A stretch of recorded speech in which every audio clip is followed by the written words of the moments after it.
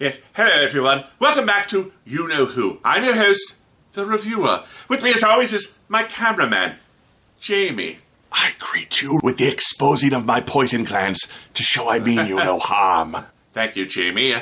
Did you know that today's episode features the Zygons, one of the most hideously disgusting races in the history of Doctor Who? What is this planet's obsession with evil seafood? That's a good point, Jamie. By the way, have you always been 8 foot tall and covered in orange suckers? Yes. Oh, well, good. In that case, here's my review of the Zygon Invasion and the Zygon Inversion. Now, Jamie, did you also used to wear clothes?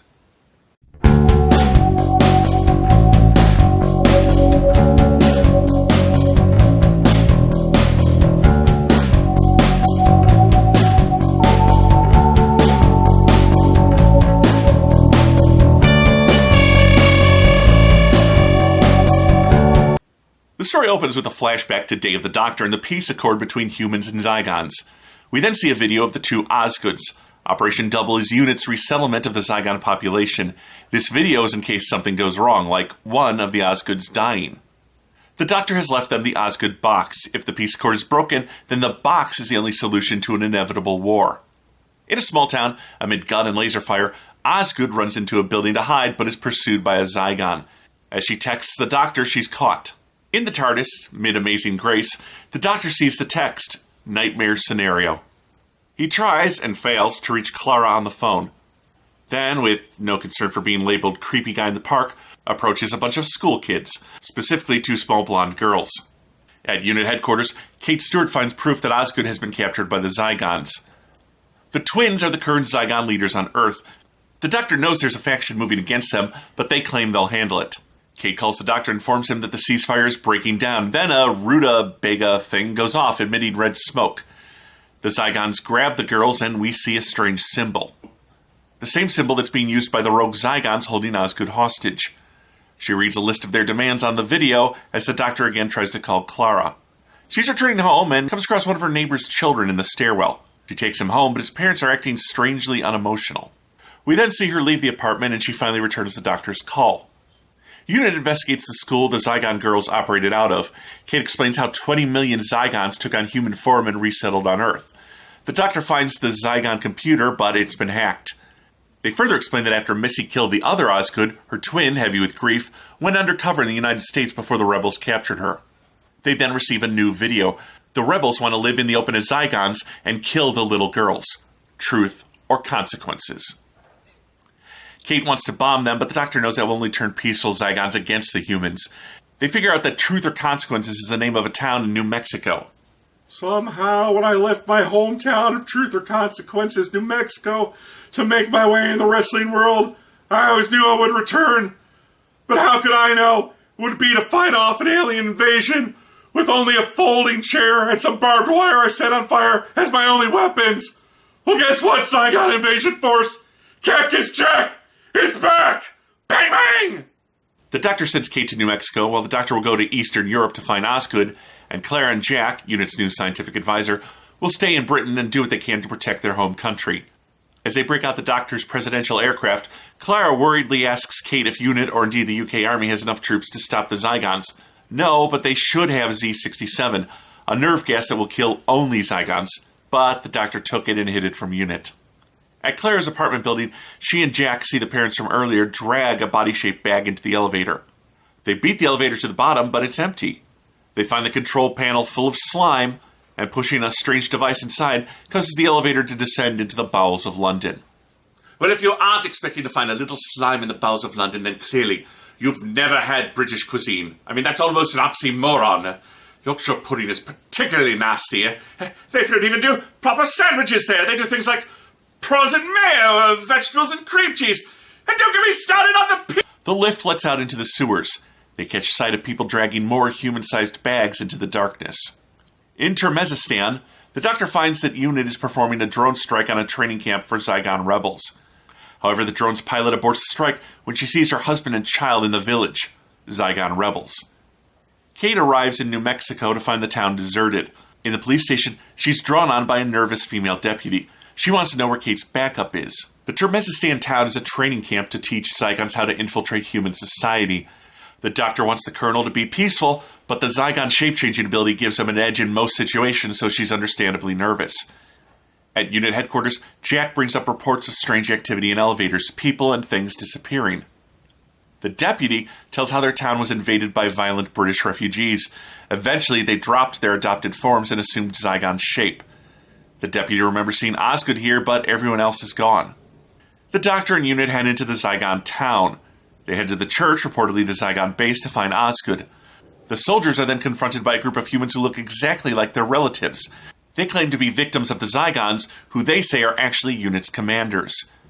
Even though their relatives can't answer personal questions, the fear that they might be genuine is too much for the soldiers, who agree to follow them into the church to see proof of their family's kidnappings. Cornish pastries are filled with lukewarm beef and stolen desserts. What? Oh, damn! I wasn't paying attention. Let's see. Family joke. Family joke. Jokes about the family. If my family had been turned into Zygons, I would have opened fire first and then apologized. Pretty funny, eh, Jamie? The interpersonal relationships of Terran mammals escapes me. Touché, Jamie. The colonel and doctor enter the church moments later and find the smoldering corpses of the unit's soldiers. She calls in another strike while the doctor stays to find Osgood. She's in the church's basement. The Zygons lured the doctor here, away from Britain. A lone Zygon remains, but he's buried in rubble by the drone strikes. Kate and the deputy find dumpsters full of electrified human remains. Clara and Jack lead a unit team into the sewers. On the presidential plane, the doctor asks if Osgood is human or Zygon, but she won't answer. She's both, the living embodiment of the peace accord. He thinks she's human. Zygons need to keep their hosts alive to maintain the illusion, but Osgood explains that's the old way. Now they can telepathically read an image from your mind and maintain that shape indefinitely. The original is only kept alive for information. If they have no further use to the Zygons, they're killed. Unit finds a chamber filled with Zygon pods. The doctor interrogates the Zygon who is buried. They want Earth for themselves. Claire's convinced that this is the Zygon rebel force in hibernation and wipes open a pod. It's her. They're planning to replace her. They need to destroy these pods. But Jack knows that's not how it works. These are Zygon body print machines. They're the Zygon victims, which means Clara is a Zygon. It's a trap, and the aliens swarm and kill Unit and Jack. We flash back to the boys' apartment and see that Clara was stunned and replaced by a Zygon named Bonnie.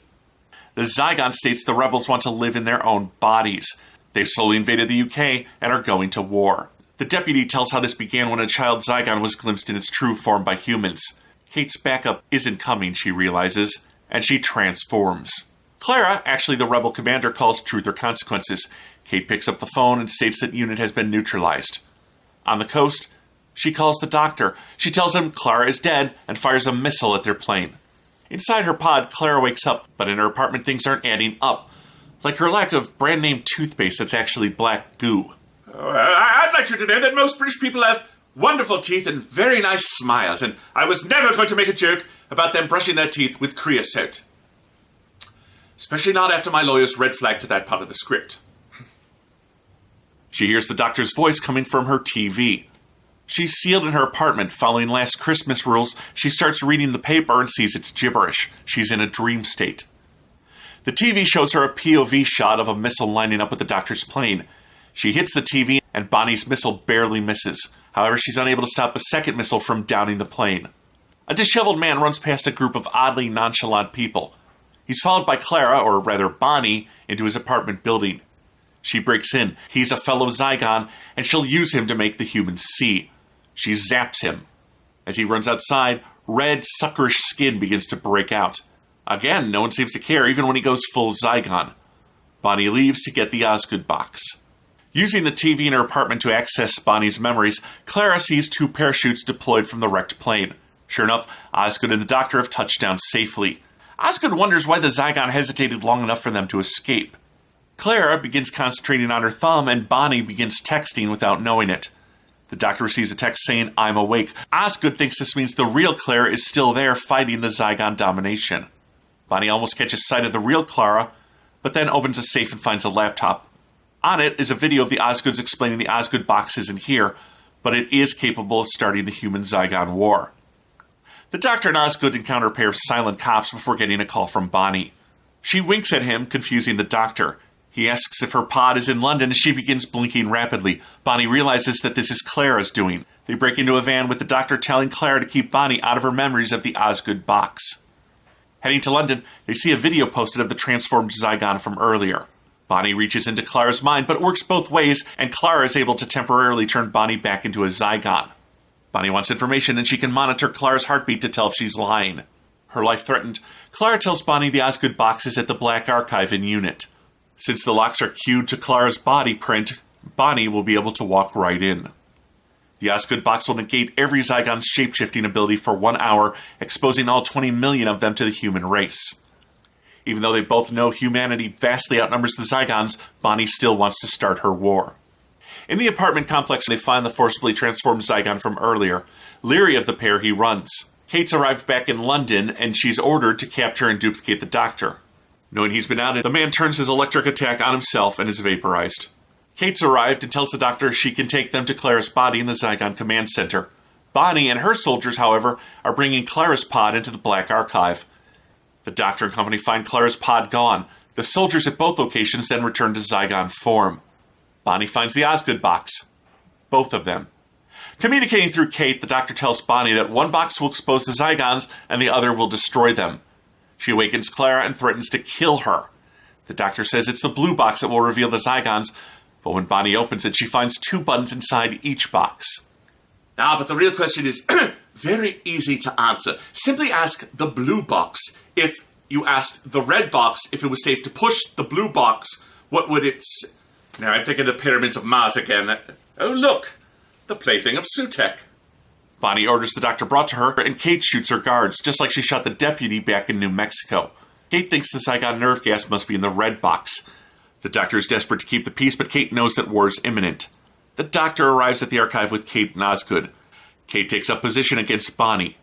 One button will kill the Zygons, one will detonate a bomb under London. One exposes the Zygons, and one will permanently trap them in human form. Bonnie laments. What happened to her people is not fair, but that's life, according to the doctor. Bonnie isn't any better or worse than the people who imposed this life on her. If they want peace, they need to forgive each other. Bonnie wants Earth for the Zygons, but the doctor knows she hasn't thought this through. She doesn't know how to keep her new empire from the next rebellion. The Osgood boxes are a scale model of war. Press the button, and you don't know what will happen. You don't know how many will die before the inevitable peace process begins. Bonnie doesn't believe they'd let her go after this rebellion, but the doctor assures her he will forgive her if she walks away. He doesn't understand. Yes, he does. He did terrible things in a war, and they haunt him. He doesn't want anyone to feel the pain he felt. Kate closes her box. Bonnie correctly guesses that both are empty. This was all a learning exercise. He reactivates the memory wipe, erasing Kate and the Zygons' memories, but he leaves Bonnie's mind intact. She can't understand why they've forgiven her. Once, he had the opportunity to push a button that would have killed billions. But Clara helped the doctor avoid that, and now her mind and Bonnie's will help keep Bonnie on the straight and narrow. She returns to Zygon control and reestablishes the peace treaty. At the TARDIS, he offers Osgood a spot on the team, but she has to stay here and keep the peace for Earth's sake. Clara leaves them, and he asks one more time, human or Zygon? She'll tell him one day when the answer doesn't matter anymore. She's then joined by a second Osgood. Bonnie has now taken on her form. The world needs 2 Osgoods, and now it has them. The doctor is thoroughly impressed and leaves the peace in their hands. He admits thinking Clara was dead was a terrible time for him. As the TARDIS dematerializes, the Osgoods decide it's time to get some ice cream. Jamie, what are you doing? Put down that Zygon laser gun! You will take me back in time, so I can reveal the secrets of the Osgood box to my people. Hi, you're a viewer! Jamie? Jamie? You're a viewer! He jumped me and tied me up in the closet! Quickly use the sonic spark! It can destabilize the Zygon cells and reduce them to goo! But how do I know which of you is the real Jamie? It's him, the giant orange man covered in suckers. That's just the sort of thing a Zygon impersonating Jamie would say. Ah, you're an idiot. It's the real Jamie. Oh. I'm afraid that's made quite a mess.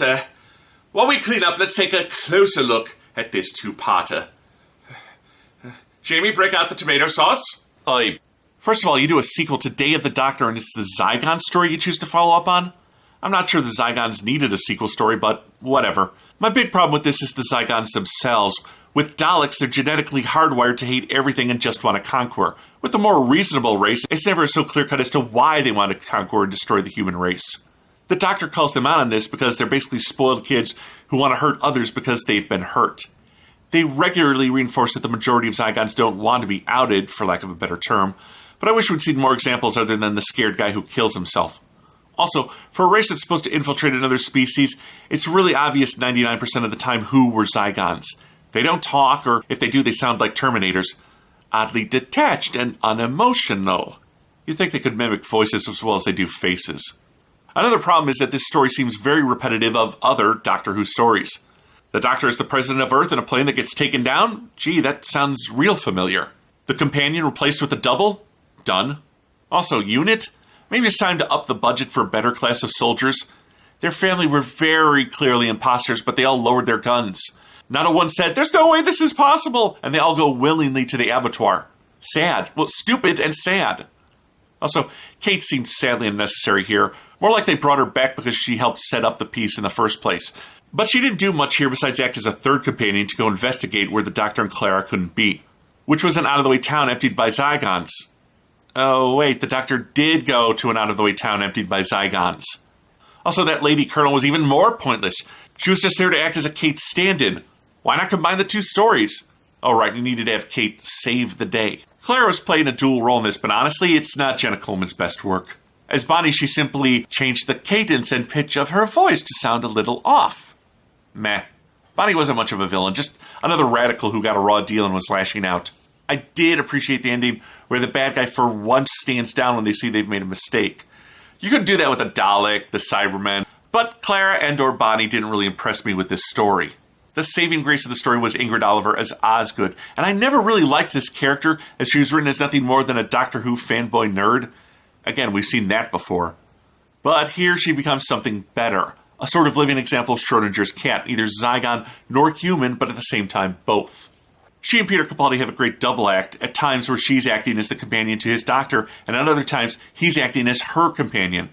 She's able to analyze the situation with Bonnie and Clara and give the Doctor a hope at a time when he needs it most. Not many characters have been able to inspire the Doctor, but she keeps refusing to answer the Zygon human question. She honestly sees it as unimportant. Besides the Doctor, she's the only one not choosing a side in this. As for the Doctor, well, he's pretty much stuck playing catch-up throughout the whole two-parter. When he finally does get ahead of the humans and Zygons, he gives a pretty monumental speech on the nature of war and forgiveness. It's a bit overblown at times, but there is a good sentiment behind it. As for this two-parter, well, I like it in episodes when you feel emotions naturally, but here they were beating us over the head with messages and trying to get us to feel things that we never actually felt. Despite a few good performances, we had to put up with many plot devices we've seen over and over again, and characters that were rather poorly written. That said, the plot never felt very stale and kept you genuinely interested. I give Doctor Who, the Zygon Invasion and the Zygon Inversion 2 out of 5 TARDISes. Until next time, I can assure you, as long as I'm here, you'll never have to put up with the poor impersonation of a much more famous character. I am the reviewer, and this is You Know Who!